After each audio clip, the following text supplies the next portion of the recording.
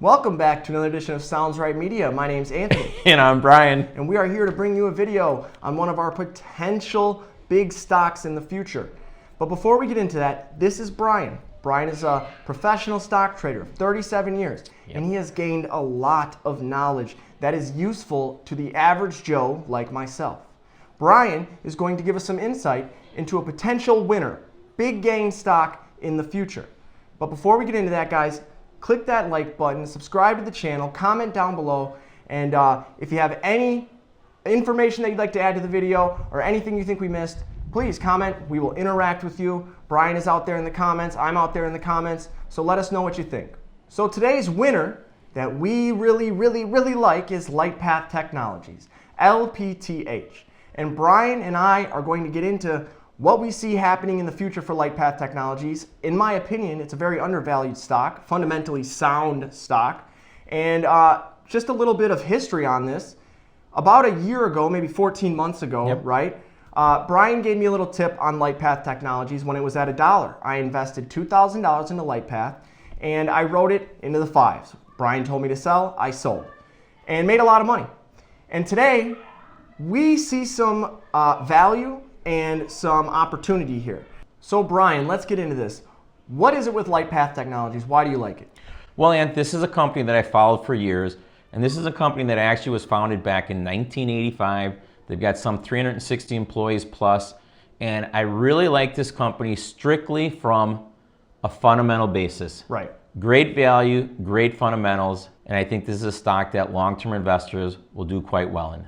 So Brian, being kind of new to the game myself, I know that there's a lot of things that I wish I was aware of in the beginning that it took me a lot of trial and error to learn, but then with your knowledge, I was able to gain a more fundamental understanding of how the stock market works and some other things. So, and one of those things that I didn't really understand was day trading, swing trading, and investing. I kind of had them all in one group. So Brian, what is the difference between those before we get into this? Well, Ant, the difference primarily is investing is something you're going to buy for the long term. Okay. Primarily, you want to buy something that's undervalued with good fundamentals, and your intention is to sit for maybe 6 months to 18 months, maybe 2 years, and oftentimes even longer. Okay. Swing trading is something where you're going to buy a stock based on a technical setup, based on the daily chart formation, based on other time frames like maybe the hourly chart, and you're going to try and put yourself in a position where you have good risk-reward ratio.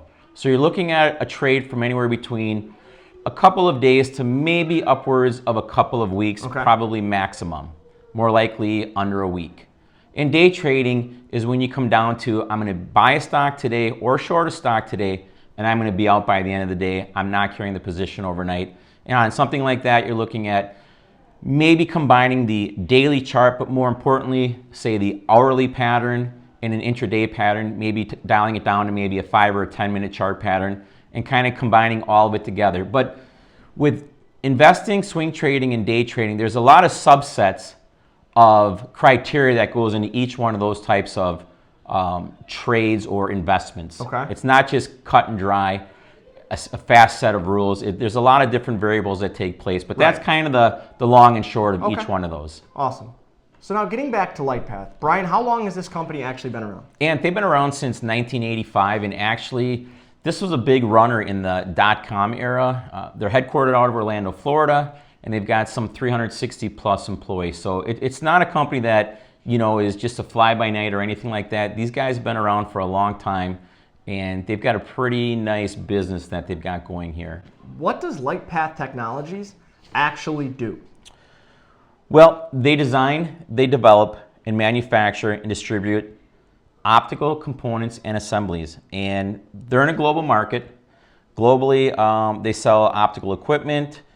It's highly competitive, it's highly fragmented, but LightPath is experts in this here. So this is one of the reasons why I really like this company, and their fundamentals are turning around really nice. Things look like they're headed in the right direction here, and they actually have been for probably last year. And as you talk about kind of when we got in the stock last January, not this last January here in 2021, but in 2020, we got a great opportunity to get the stock right around the dollar level. And as you said, we bumped it out some 8 months later in the low fives. So I heard you mention that LightPath is global. Where do they actually sell in, I guess, what countries? Well, primarily North America, but they do have business in Europe as well as China. They're pretty big into selling 5G in China, and it's spreading on out throughout the world basically. Right.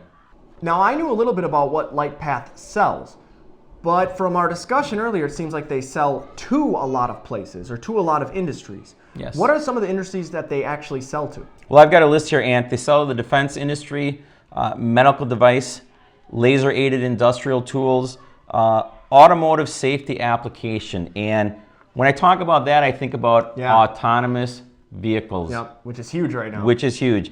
Barcode scanners, optical data storage, hybrid fiber coax datacom, telecommunication. When I say that, I think 5G, something they're doing in China. Okay. That's going to be a big part of this company moving forward. And machine vision and sensors. And when I think of that, it kind of takes us back to one of many reasons why we invested in this here back in January of 2020 because of their infrared lenses. Right. That was supposed to be the big thing where people go into, whether it be grocery stores or places of work or sporting venues, to where it would be able to detect whether someone had a fever or not just by infrared walking through. Yep. So this company is into a lot of different and things. not to say that can't happen in the future. We never know. Exactly. Now, before we get into the chart and do a deep dive into the chart analysis here, what else can you tell me about LightPath? Well, Ant, I got a laundry list here of some things here. One, the company's got strong fundamentals. Two, valuations are low. They trade at a little bit over 2 times sales, which is relatively cheap. And for this industry here, I think the multiples can expand quite a bit considering where their sales are going at this current time. They've got a $1.39 book value. So when I've got a stock trading a little over 3, I know I like seeing a company that's got a $1.39 book value. They've got record backlog. They've got revenues that are on the rise. Gross margins are improving. And all of these things should continue to be on the upswing here. So the company's got record backlogs, biggest they've ever had currently right now. Especially as the economy comes back. Yeah, absolutely. And they've got optical design engineering expertise. They've got a low-cost structure and global footprint that positions themselves to benefit from increased demand. They've also increased their capacity here of late, which tells me they obviously have a lot of demand for their product. Right. And they've got revenue growth along with margin expansion. So when I take all those things and put them together with a book value trading at less than 2 times sales or roughly thereabouts, I think this is one heck of a company here.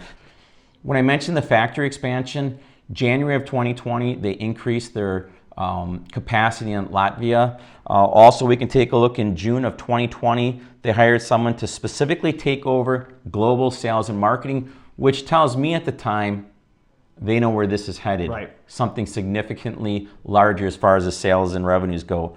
November 2020, they partnered with Roche Electro-Optics to expand business opportunities in Israel, another big time thing that they're doing.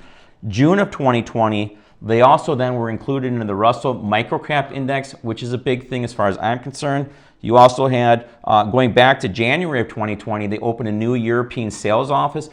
All of these things here point to one thing: a company headed in the right direction, and a stock to me that I feel is going to be moving higher in the fullness of time. And boom, there's your chart for LPTH, LightPath Technologies. Brian, what are we looking at? And real quick, before we get to the chart, if you look at the notes on the chart itself, insider ownership, 24%, something you always look at. Institutional ownership, 32%. So 56% of the company is in hands of strong investors.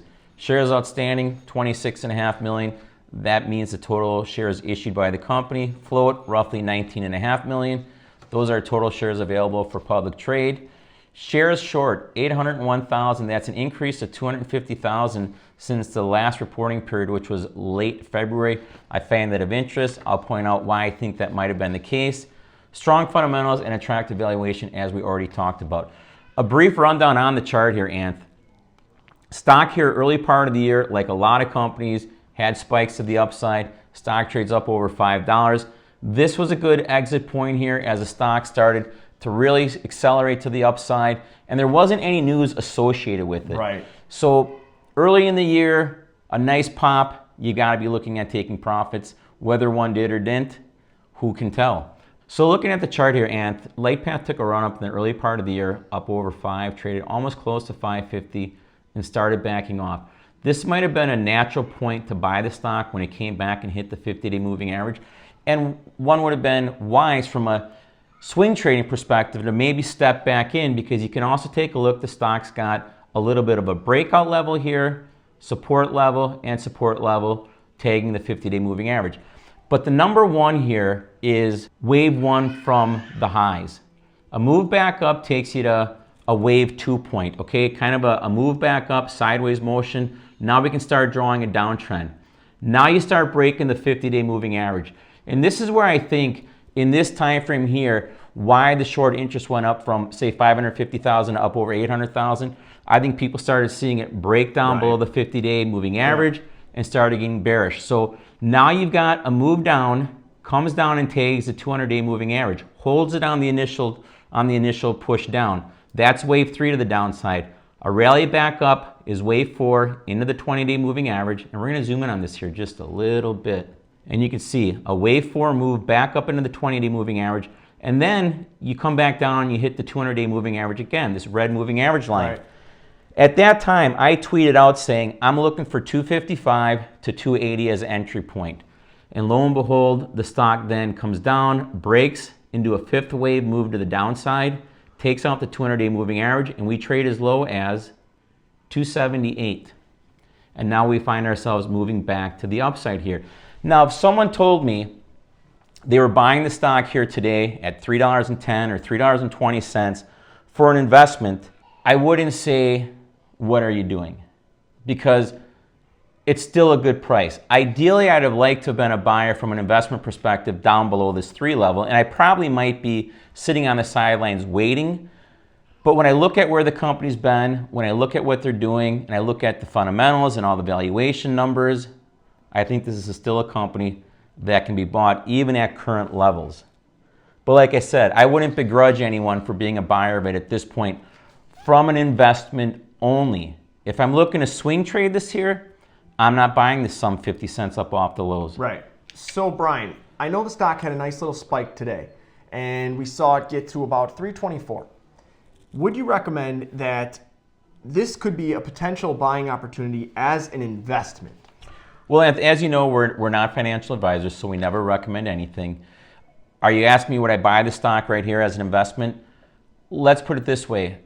I wouldn't feel uncomfortable if someone bought the stock at these prices, but having said that, knowing where the stock's come from the prior 3 days, trading in the 270s to 280s, and now seeing it come into its 20-day moving average here, and knowing that I'm going to have some resistance coming up around, say, the 340-ish to 350 area, I'd probably rather let the stock run to 340, 350 and bank on a pullback, maybe back down towards the 320, $3 area.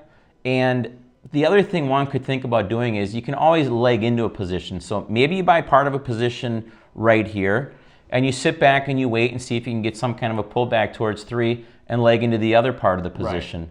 All right, so there you have it, LPTH. For me, I'm a buyer, I'm an investor. I want to put my money in there, and I want to let it sit for a while, see what happens. I am a previous investor of this stock, but I'm also an investor currently. So I've bought and sold this stock, and now I am back in LPTH.